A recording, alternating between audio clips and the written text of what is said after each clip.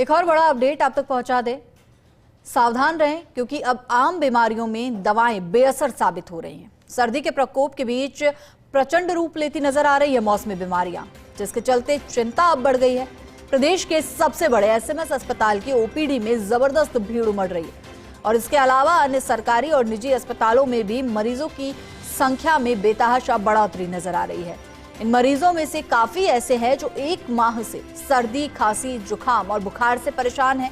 लगातार दवाओं के सेवन करने के बावजूद इन्हें अपनी दिक्कतों में कुछ राहत नहीं मिल रही है और ऐसे चिंताजनक हालात में अब खुद चिकित्सक ड्रग रेजिस्टेंस को लेकर बात जो है उसे स्वीकार कर रहे हैं और साथ ही बताया भी कि आमतौर पर सर्दी, खांसी, जुकाम होने पर लोग स्वयं ही दवाएं ले रहे हैं और लोगों में इस तरह की परंपरा के चलते ड्रग रेजिस्टेंसी जैसी स्थिति पैदा हो गई है। यही वजह है कि antibiotic, anti allergy, cough syrup का प्रभाव लगातार कम होने लगा है। 2 दिन पहले पीएम मोदी भी मन की बात प्रोग्राम में इस बात को लेकर चिंता जाहिर कर चुके हैं और ऐसे में चिकित्सकों ने सलाह दी है कि अनावश्यक मनमानी दवाओं का उपयोग करने से बचे। कोई भी दिक्कत हो तो फिजिशियन की सलाह लेकर ही दवाओं का सेवन करें। और ऐसे में अक्सर देखा जाता है कि सर्दी, जुकाम, बुखार होने पर लोग खुद ही जो है डॉक्टर बन जाते हैं, केमिस्ट के रिकमेंडेड दवाइयां ले लेते हैं, चाहे वो एंटी एलर्जिक हो, एंटीबायोटिक हो। और ऐसे में अब शरीर की जो उन दवाइयों को लेने की जो क्षमता है, रेजिस्टेंसी जो है वो पूरी तरह से खत्म होने लगी है।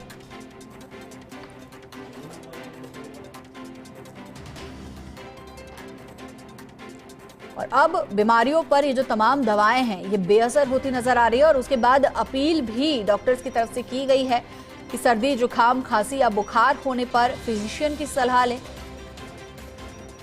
खुद से मेडिकल स्टोर पर जाकर दवाइयां ना खरीदें, डॉक्टर ना बने। साथ ही आपको बता दें कि मन की बात कार्यक्रम में रविवार को प्रधानमंत्री नरेंद्र मोदी भी इस तरह की चीजों को लेकर अपनी चिंता जाहिर कर चुके हैं।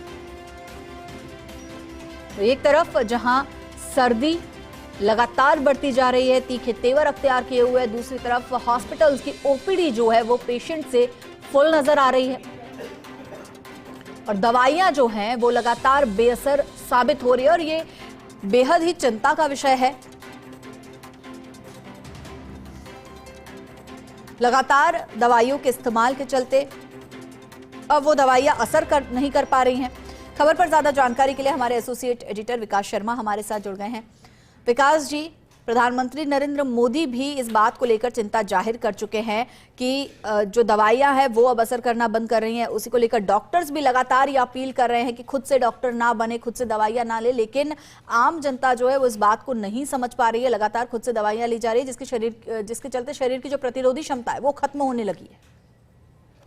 देखिए, जिस तरह से कोविड के बाद में एक परंपरा बन गई है, लोगों में एक आम धारणा हो गई है कि गूगल से या फिर नेट से सर्च करके दवाइयों का सेवन जो करने की परंपरा रही, उसने सोसाइटी के अंदर बहुत बड़ी चिंता खड़ी कर दी है। सबसे बड़ी चिंता यह है कि दवाओं का असर अब काफी कम हो रहा है। दवाइयां जो है, एंटीबायोटिक है, वो कमजोर साबित हो रही है, जो कि पूरे चिकित्सक समुदाय के लिए साथ साथ लोगों के लिए भी बहुत बड़ी चिंता का कारण है। आप देखिए, इस वक्त अगर बात करें राजस्थान की, पहले बात करूं कि पीएम मोदी ने भी पिछले दिनों मन की बात प्रोग्राम के अंदर इसको लेके काफी चिंता जाहिर की थी। आईसीएमआर की रिपोर्ट के हवाले से उन्होंने बताया कि किस तरह से पूरे देश भर के अंदर ड्रग रेजिस्टेंस की स्थिति पैदा होने की स्थिति बन सकती है। तो इसलिए लोगों से अपील की थी कि वो मनमाने तरीके से दवाइयां नहीं ले और उसी का साइड इफेक्ट राजस्थान में देखने को मिल रहा है। इस वक्त आप देखिए कि राजस्थान के जितने बड़े अस्पताल है वहां पर जो मरीज पहुंच रहे हैं वो ऐसा नहीं है कि वो मरीज सर्दी, खांसी, जुकाम से पीड़ित होते तत्काल पहुंच रहे हैं। ऐसे मरीज अस्पताल के अंदर पहुंच रहे हैं जो कि 1-1 महीने से बुखार, खांसी, जुकाम से पीड़ित है और कई तरह की दवाइयां लेने के बाद में जब वो ठीक नहीं हुए तब उन्होंने अस्पताल की राह ली। तो इसी वजह से ये स्थिति पैदा हो रही है और ये ड्रग रेजिस्टेंस की जो स्थिति है उसी को इंगित करता है। ये सभी के लिए चिंता वाली बात है।